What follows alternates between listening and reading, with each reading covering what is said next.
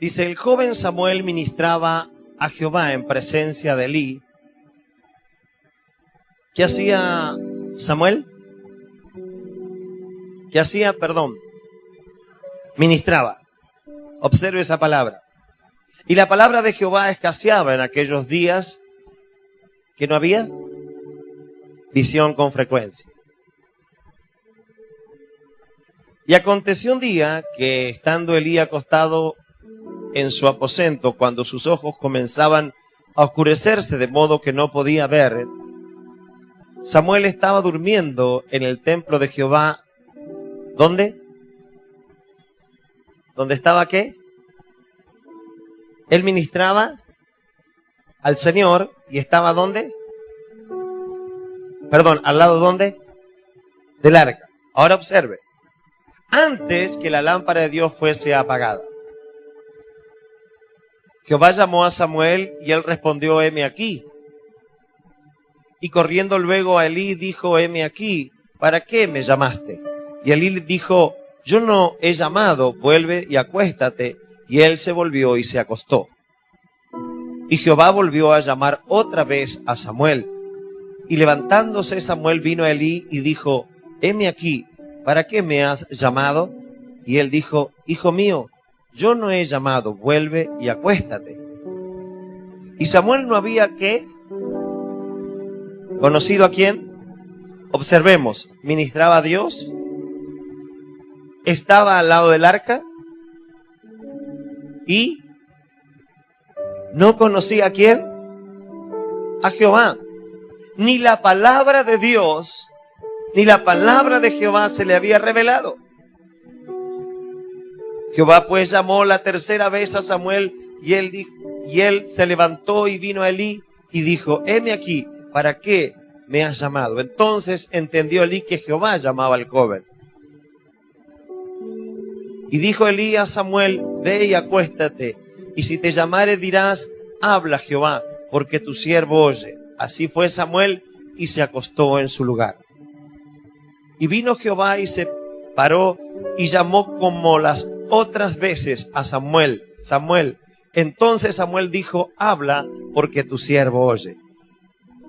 Y Jehová dijo a Samuel, he aquí haré yo una cosa en Israel, que a quien la oyere le retiñerán ambos oídos. Diga amén. Amén.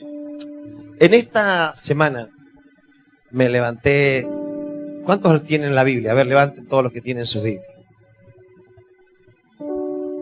Yo les felicito, porque hay algunos que no traen la Biblia. Ahora yo les quiero explicar algo. Lo que hacemos aquí con los niños, con los jovencitos, de poner la lectura de la palabra aquí, eso no es para los creyentes, esto es para la gente nueva. Usted es un cristiano, ya tiene que traer su Biblia. Usted tiene que tener su propia Biblia, la palabra de Dios. ¿Sí? Y tiene que tenerla en su mano, subrayarla, tiene que conocerla. ¿Sí? No se me haga de los cristianos modernos, que creen que porque está la Biblia ahí expuesta, ya está. No, traiga su Biblia, ámela, cuídela. Ahora les pregunto, ¿cuántos leen la Biblia diariamente? Muévame la mano, sí. Yo les felicito. Ahora, les quiero decir algo.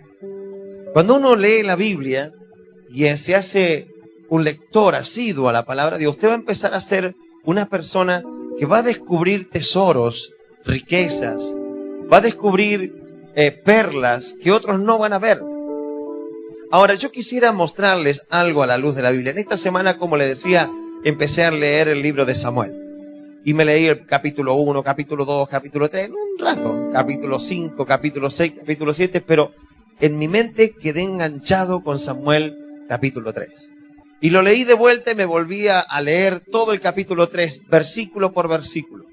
Y dije, bueno, voy a seguir, así que me fui al capítulo 7, pero empecé a descubrir un hambre por detalles que había escrito allí y buscar e indagar y estudiar este pasaje. Y claro, uno se da cuenta de que el trato de Dios con nosotros es muy importante. Así que me detuve y empecé a examinar los pasajes que desarrolla Primera de Samuel, capítulo 3. Y es interesante ver que Samuel surge después de los jueces. Todo aquel que ha estudiado alguna vez la Biblia ha pasado por los diferentes jueces que la Biblia narra la historia. Y cuando uno lee la historia de los jueces, encontrará repetidos fracasos en la vida del pueblo de Dios. Usted va a encontrar, por ejemplo, en los libros de jueces, un llamado al socorro del pueblo.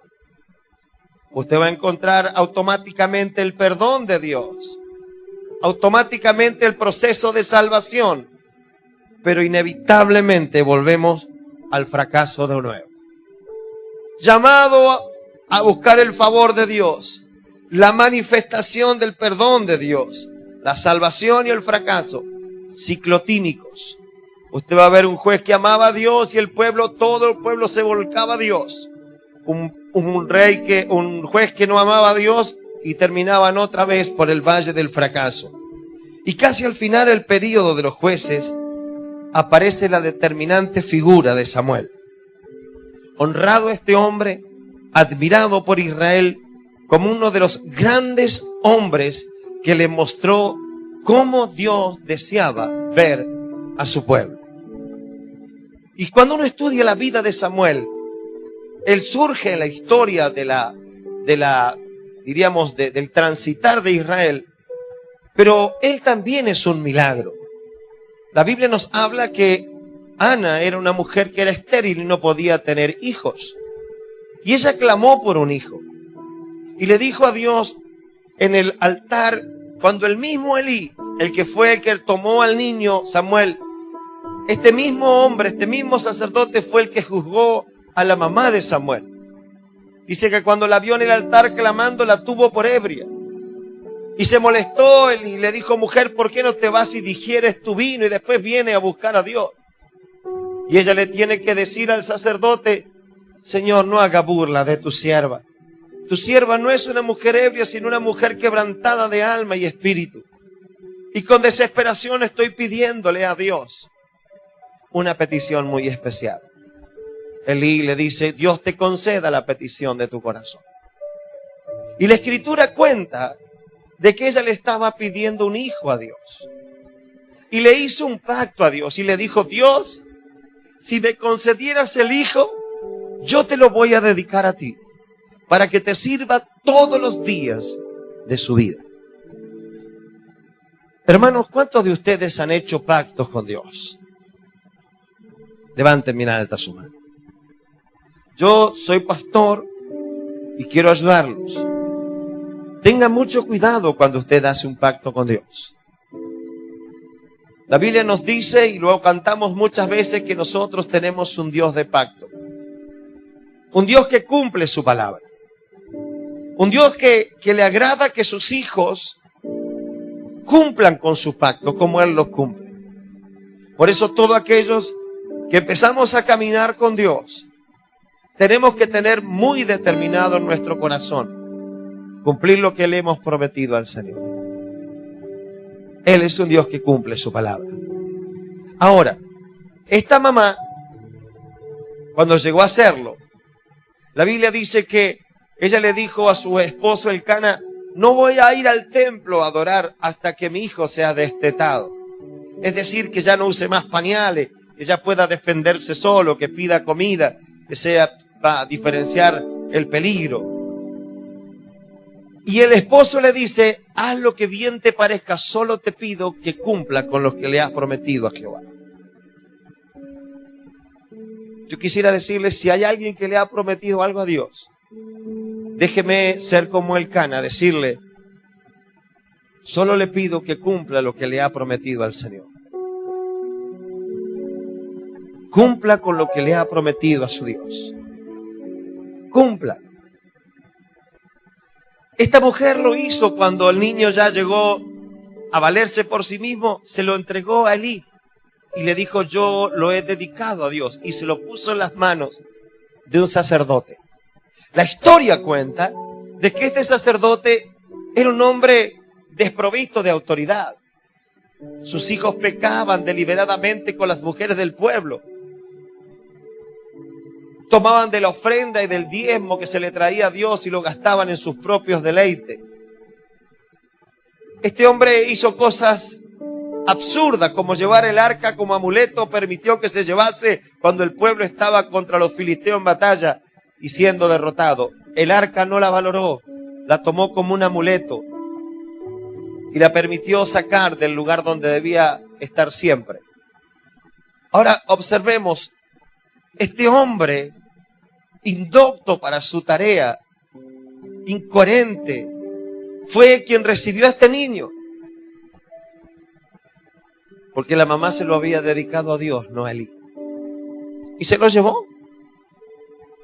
Y dice que este niño ministraba al Señor. Este hombre iba a llegar a ser el hombre que conduciría a la nación entera a una relación íntima y profunda con Dios. Pero hay algo que yo descubrí en ese leer, porque hice memoria de su nacimiento, memoria del pedido de la madre, el llevado a la congregación y congregarlo y dedicarlo al Señor. Pero este muchachito llegaría a ser uno de los hombres más importantes en la historia del pueblo de Israel. Pero tuvo algo que aprender, a conocer a Dios. Tuvo que aprender a conocer a Dios. Ahora déjeme pintarle el cuadro. Él desde pequeño estuvo rodeado de la liturgia del servicio en el templo. Desde muy pequeño. Ahora, estar relacionado. Usted fíjese que él abría el templo. Él cerraba el templo. Él encendía la lámpara. Seguramente barría, limpiaba el templo, limpiaba los baños. Seguramente estaban los ensayos cuando se cantaba. Algo que es interesante. Este hombre estaba relacionado con todas las cosas de Dios.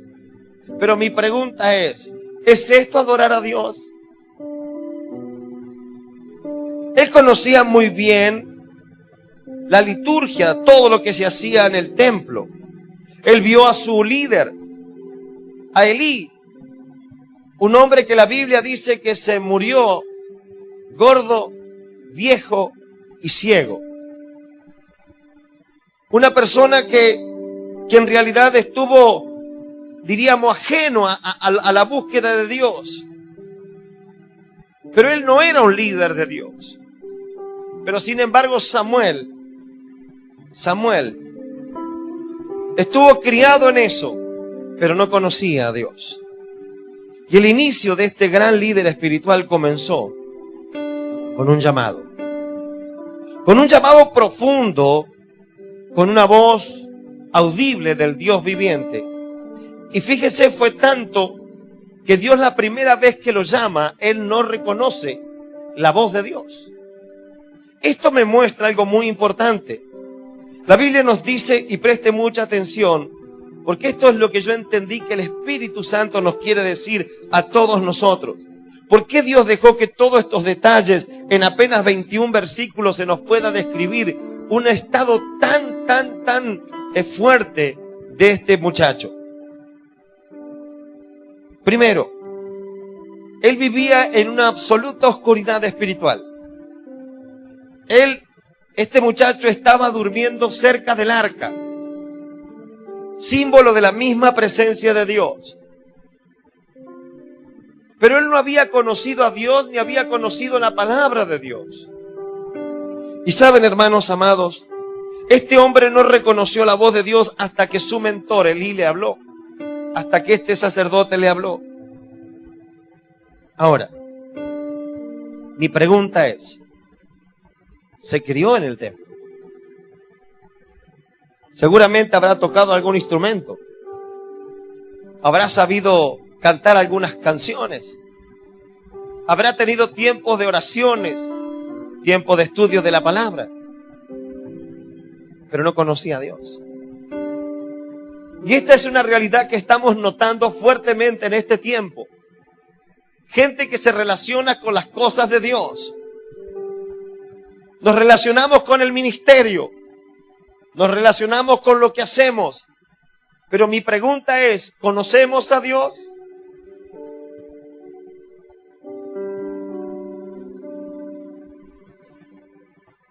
Yo creo que he tenido la oportunidad, que pocos pastores tienen, de ir a muchos campamentos, retiros,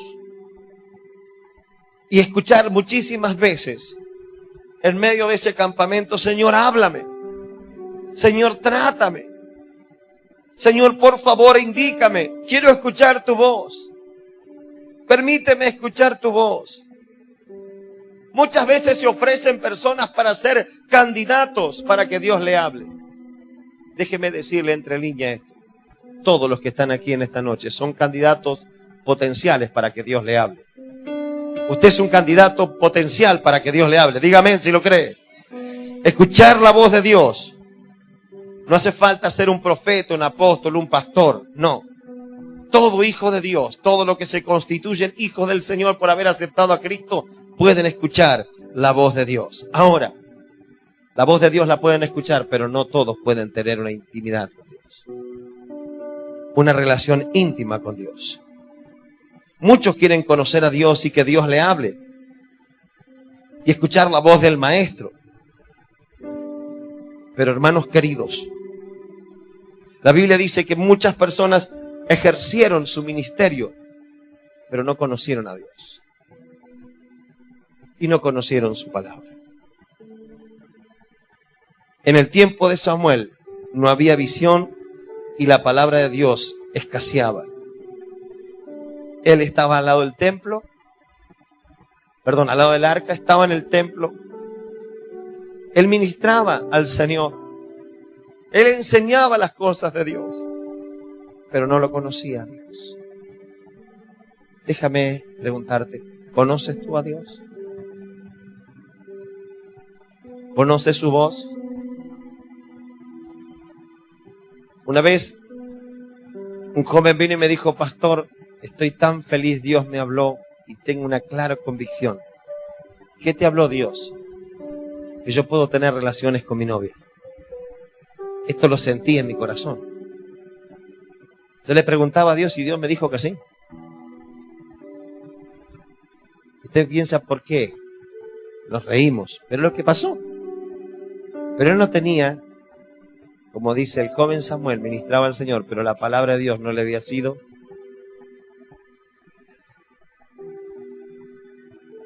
Saber los versículos de la Biblia no quiere decir que tú te guardas de lo que dice la Biblia que te guardas.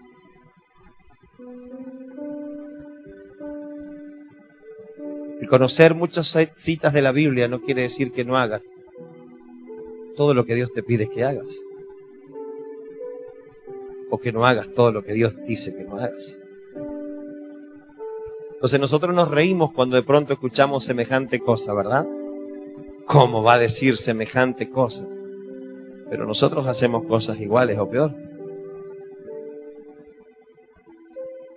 Ministraba al Señor en el templo, pero no conocía a Dios. Y su palabra le había sido revelada. Escúcheme bien, hermano. Lo primero que va a tener que hacer usted para conocer a Dios es conocer su palabra. Es que la palabra de Dios se le revele a su vida. Y permítame decirle, yo no puedo entender que haya personas que dicen conocer a Dios.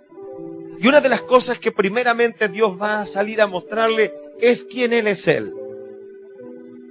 Y quién es usted. Dios le va a salir y la primera revelación que usted va a tener de Dios es del Dios de misericordia.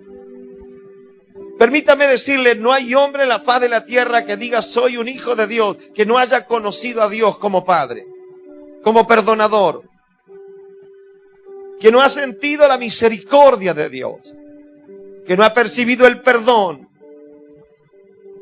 Déjeme decirle, toda persona que Dios se le ha revelado y la palabra le ha sido revelada, vive de acuerdo a la palabra de Dios. Genéticamente, espiritualmente, cambia.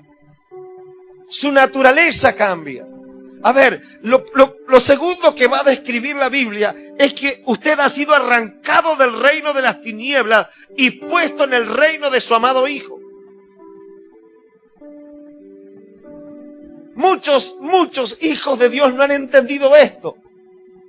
Que han sido cambiados de reino. Han sido cambiados de naturaleza.